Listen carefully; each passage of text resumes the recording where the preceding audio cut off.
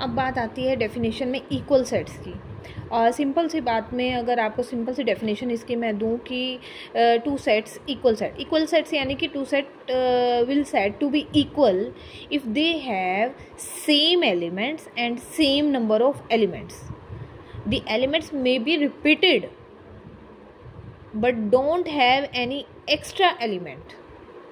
जैसे कि आपको एक एग्जाम्पल ही आप इसका देख लीजिए। फर्स्ट एग्जाम्पल 3 7 9 है एक सेट में, वो 7 9 3 एलिमेंट्स को आप आगे पीछे कर सकते हो, ठीक है, सेम एलिमेंट को रिपीट भी कर सकते हो, लेकिन एक्स्ट्रा एलिमेंट नहीं होना चाहिए। अब जैसे 3 7 9 है, 7 9 3, ये दोनों सेट इक्वल सेट बोले जाएंगे, ठीक है।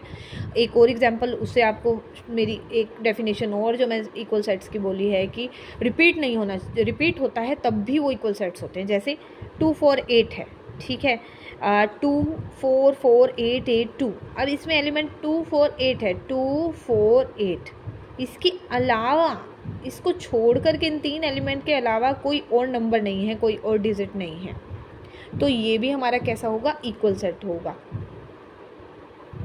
3 9 27 एंड सो ऑन, ये इक्वल सेट होगा। 3 की पावर 3 1, 3 की पावर 1, 3 की पावर 2, 3 की पावर 3 एंड सो ऑन, 3 की पावर n, यानी कि वो एलिमेंट्स बढ़ते जा रहे हैं जहाँ पर n जो है नेचुरल फॉर्म।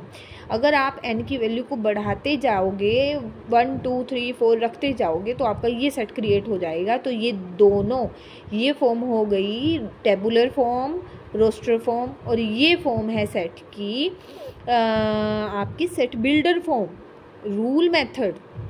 लेकिन दोनों सेम सेट को रिप्रेजेंट कर रहे हैं, इसलिए ये दोनों भी इक्वल सेट्स हैं, ये भी इक्वल सेट्स हैं, ये भी इक्वल सेट्स के एग्जांपल हैं।